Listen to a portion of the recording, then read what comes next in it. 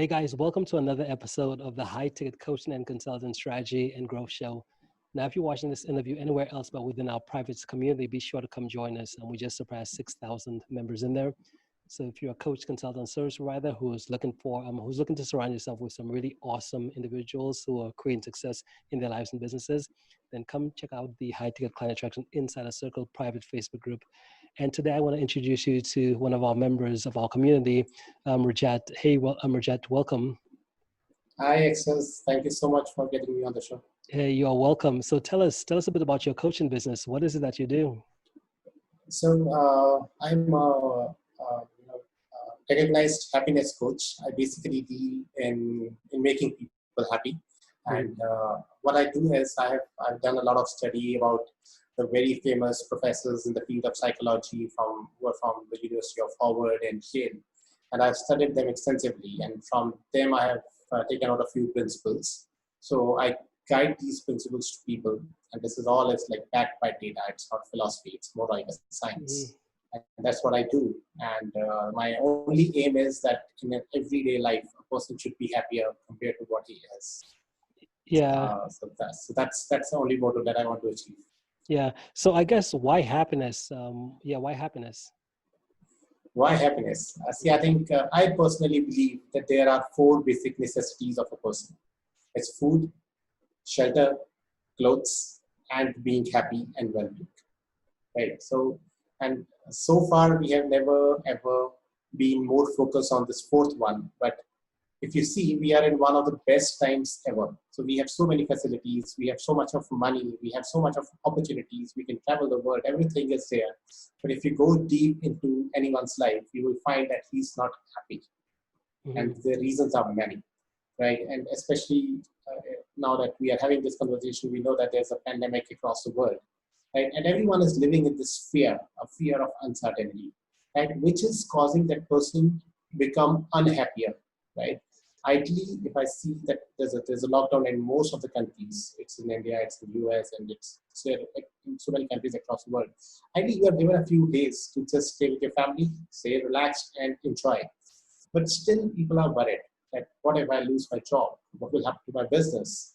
What will happen to my health? What if I die? What will happen to my family? Things like that. They're always thinking all these negative things.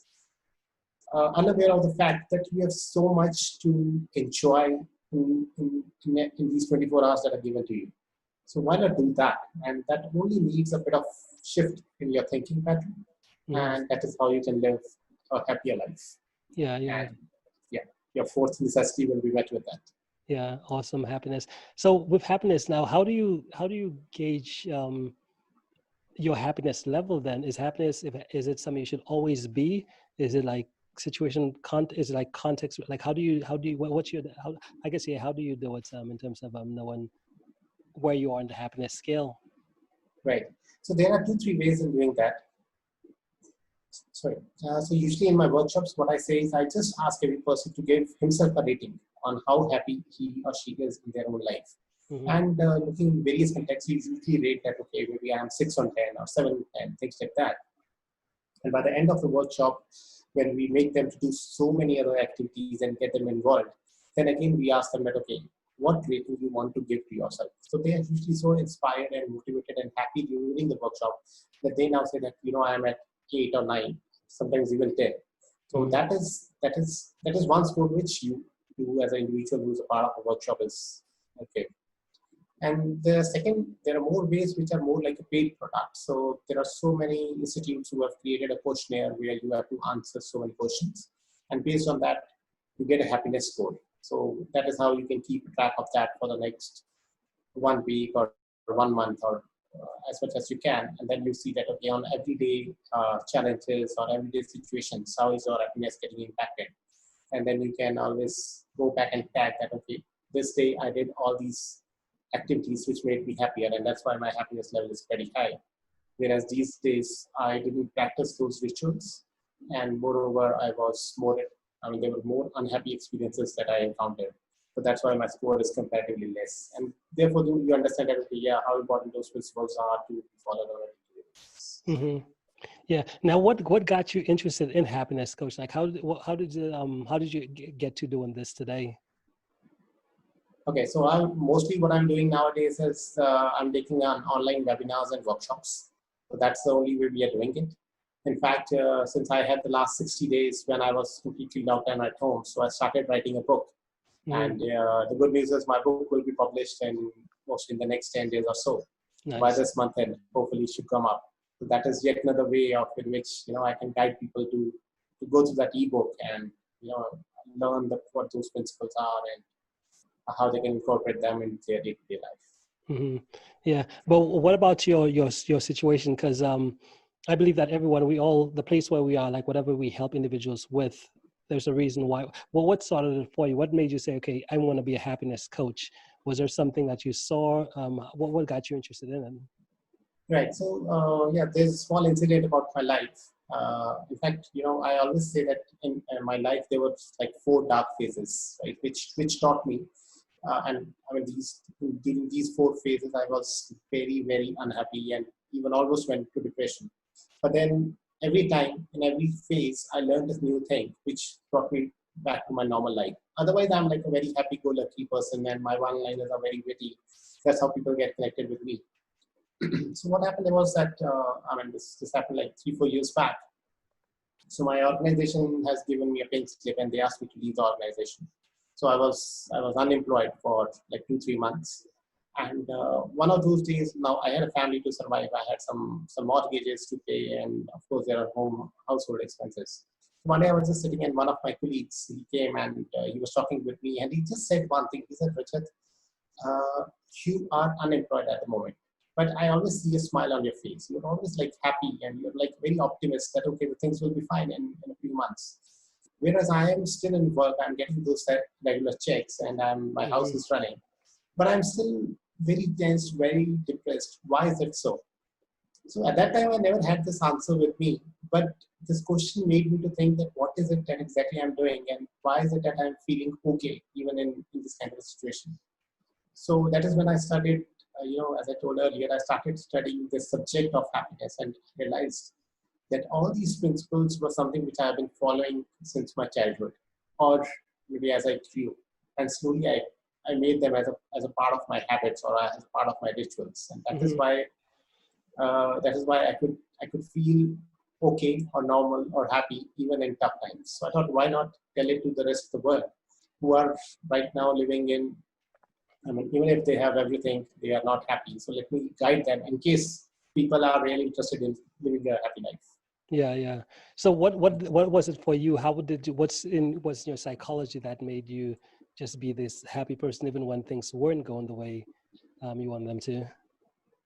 I'm sorry, I didn't get that access. Yeah. So what was it like? Because you said it's you've been practicing it because your friend said, "Hey, Right, you're unemployed. You don't, why are you so happy?" and right, stuff like that. But you were okay, still when you thought about it, you realized, okay, you've been practicing it. So what were you right. practicing?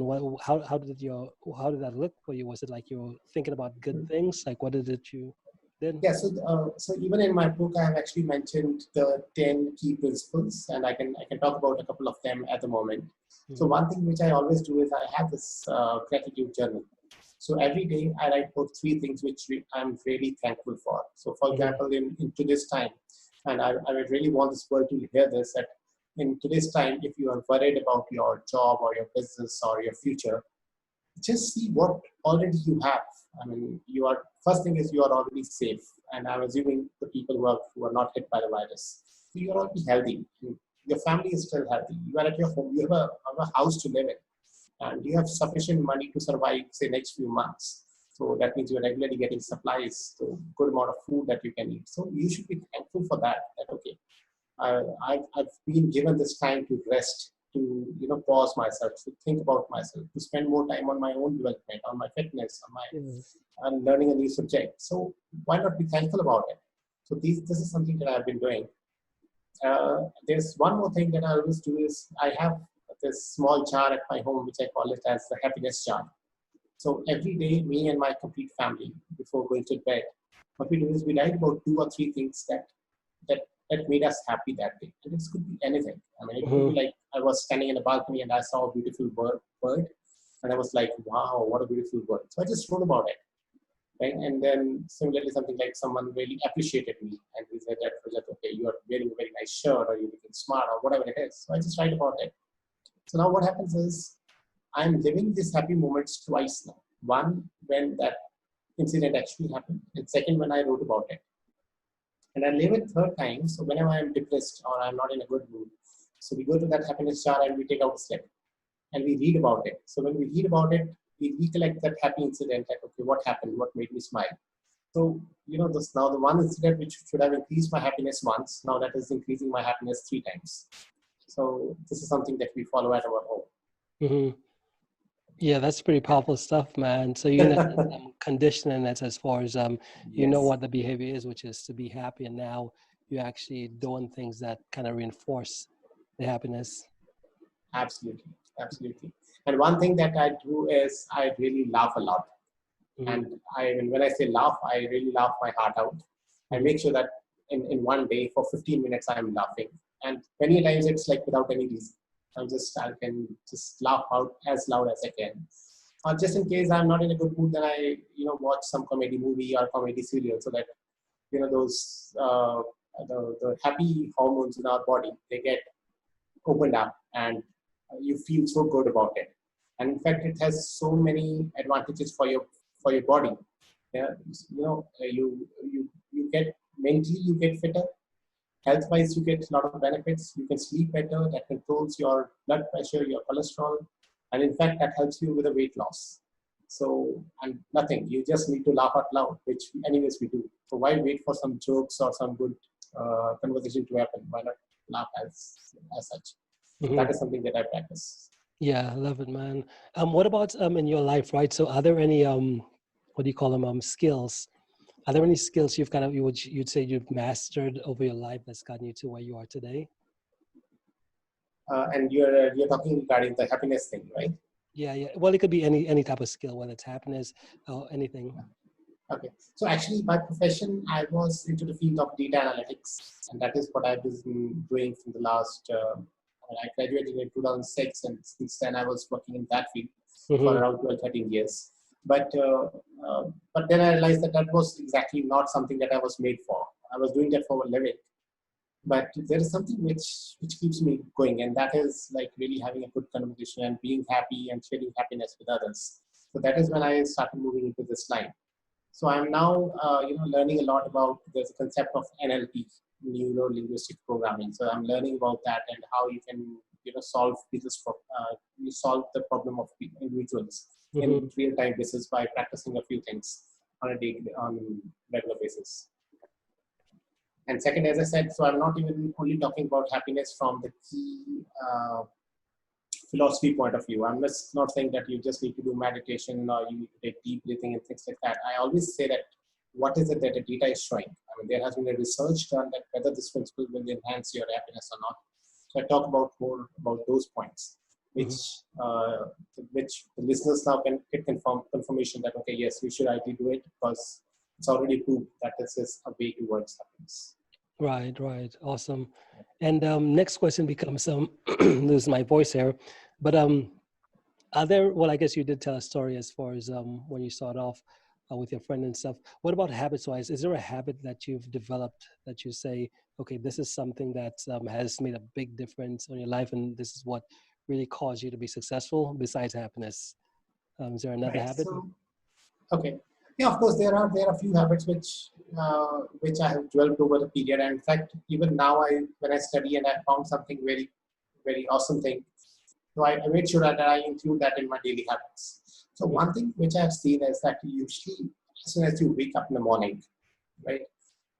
Most of us what we do is we wake up with an alarm, right? And as soon as we wake up, we take out our phone and then we scroll through all this social media things and we look into the news, which are mostly negative.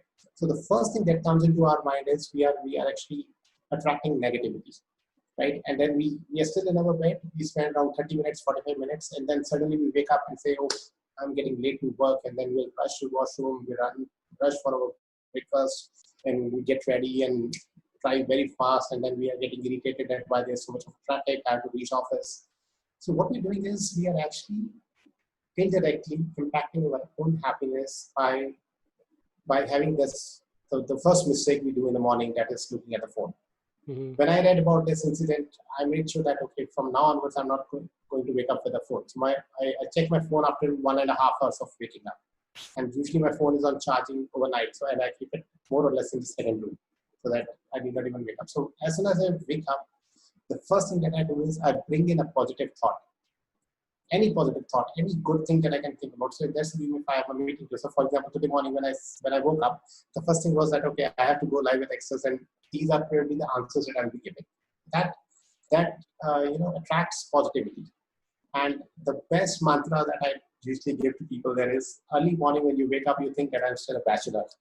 That gives you so much of happiness that, okay, I'm a free bird, Mm-hmm. right? So this one small trick really does the wonders, because that gives a very good start to your day.